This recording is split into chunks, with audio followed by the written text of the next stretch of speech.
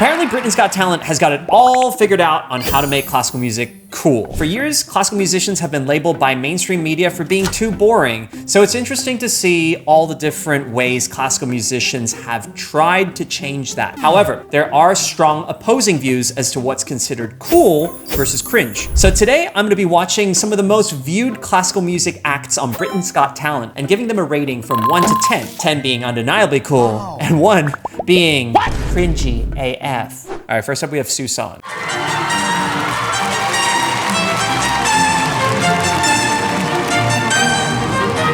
Whoa, there's something off about her rhythm. I can't quite grasp it, but I'm gonna listen a little bit more.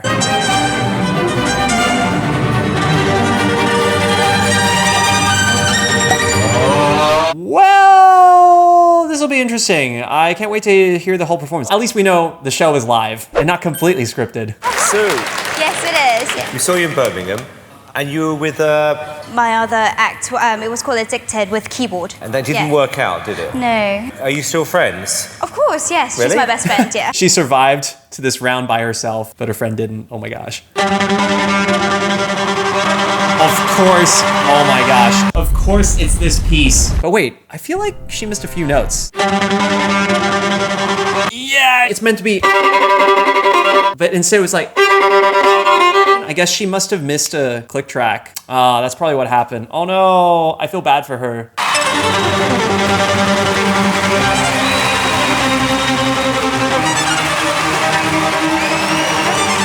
Oh my gosh, she's completely off. You know, this part. It's meant to sound like that because the first and second violins have this polyphony. You can tell that I think it's 1 beat off.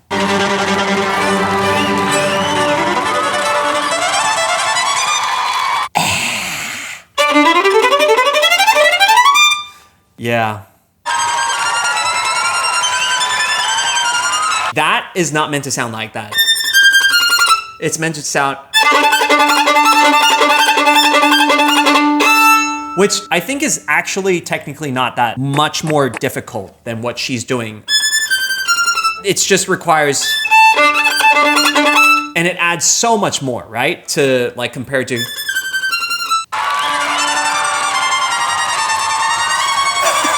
Simon's face.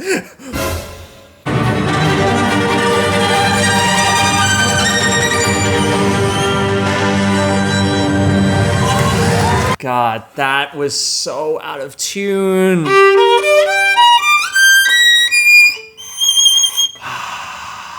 Let's see what the judges think as well. I'm curious. It's been a tough decision to have to leave your best friend. Yes. But it's going to be the best decision you ever made, darling, because that was phenomenal. That was phenomenal. Wow. I think that I had played like that for my juries or anything like that, I would have definitely not have received such praise. Because on talent alone, you're one of the best we've seen. You're one of the best we've seen! Bruh.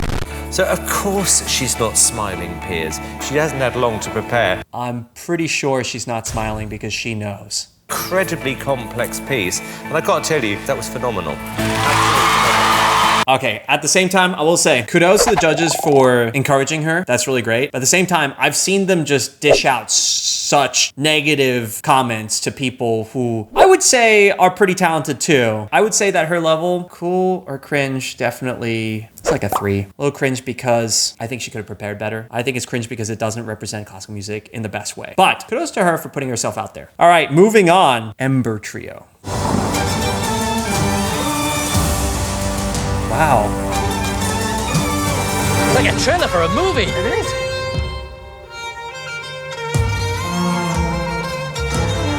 You can see like there's been so much more effort. Wow. With the visuals, with everything. I really like the way that they started it. This really cool like smoky effect, mysterious effect in the sound. That was really cool.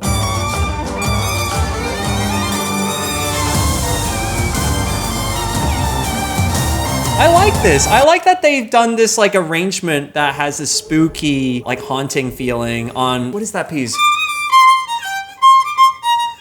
Oh, that's a Billie Eilish song. Yeah, I remember. Bad something. Bad memory. Look at his ball.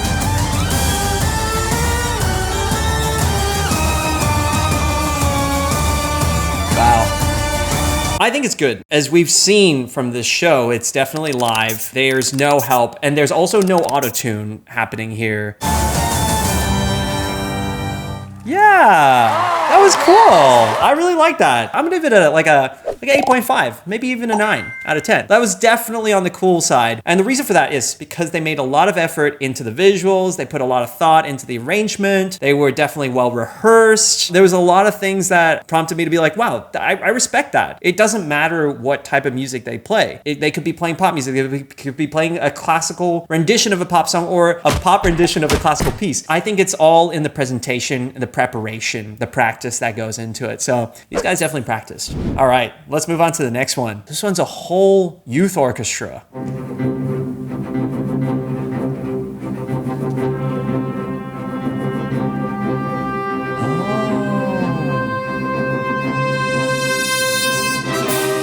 Of course, the iconic Also sprach Zarathustra.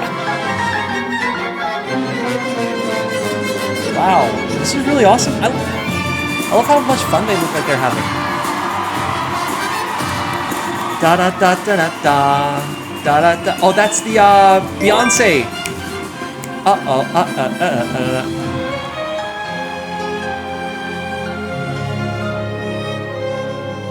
Wow, they also don't have a conductor, which is really impressive. Usually orchestras of this size need to have somebody like just directing their energy together. When you have 50 people together, it's even more likely to go wrong. They have definitely practiced this.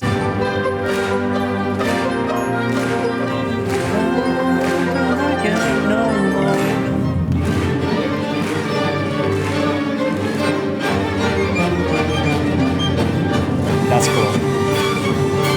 And we go back to classical music, Grieg, Hall of the Mountain King.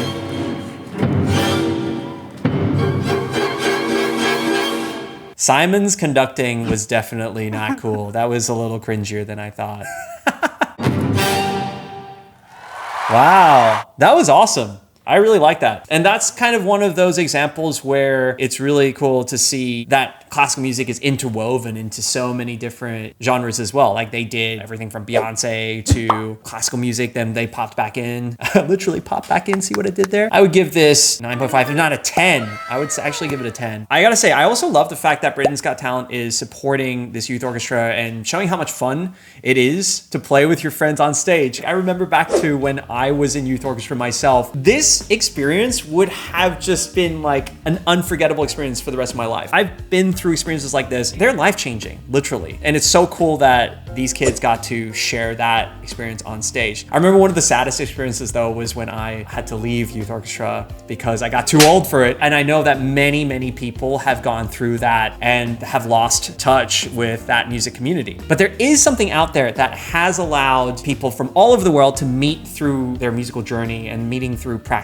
and performing, and that's called Tonic. Tonic is this app that, just like in this video, people can come together to practice, to celebrate music, to meet each other, and just have fun together. And it's free, so definitely go download it today. The link is in my description below, and I'll celebrate your practice sessions alongside you.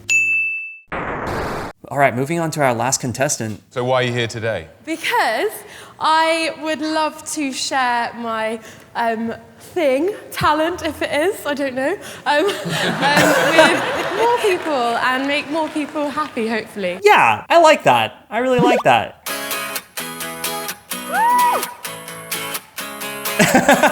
She's trying to hype up the crowd, but you know, a whoop at the beginning is all right too.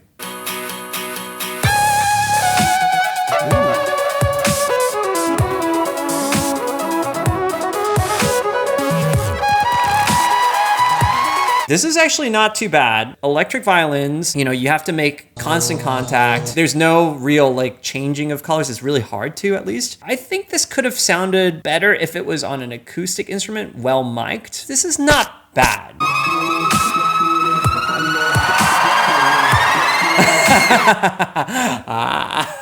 The impressive face because she just did.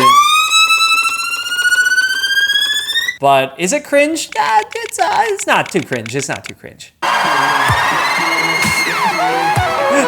I think it's more cringe than the fact that people are impressed by that. Also understandable. Actually, you know what? I take it back. Everyone looks like they're having fun, so it's not actually cringe.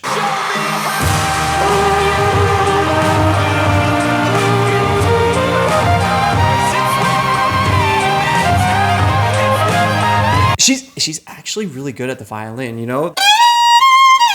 I'm impressed. There's a lot of thought put into this. This is the main difference that I find between Lettuce Robotham and Susan. Lettuce's performance is really, really well practiced and well rehearsed. So actually, I find it to be pretty cool. And I would give that an 8 out of 10.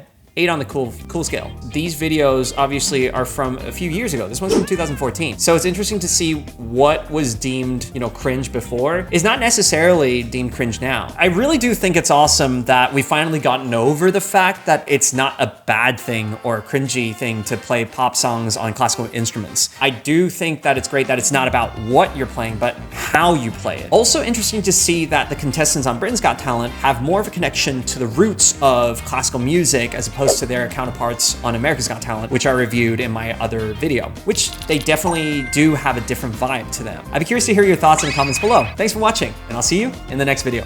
Bye.